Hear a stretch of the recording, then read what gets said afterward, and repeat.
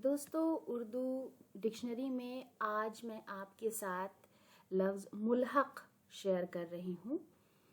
मुल्हक़ का मतलब क्या होता है, इसकी तमाम तफसील मैं आपके साथ आज के वीडियो में शेयर करूँगी। तो जब हम लफ्ज़ मुल्हक़ इस्तेमाल करते हैं तो उसका मतलब होता है संबद्ध, निकट, लगा हुआ, सटा हुआ, जुड़ा हुआ, चिपका हुआ या मिला हुआ।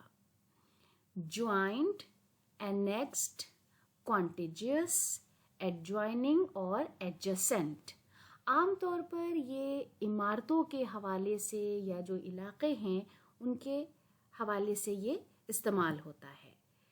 उर्दू में अगर इसकी आप और तफसील समझें तो जुड़ा हुआ, मिला हुआ, जोड़ा या मिलाया हुआ, लगा हुआ, मुत्तसिल, मुंसलिक, पास पास, नज़दीक, शामिल, दाखिल और शरीक इसके मतलब निकलते हैं।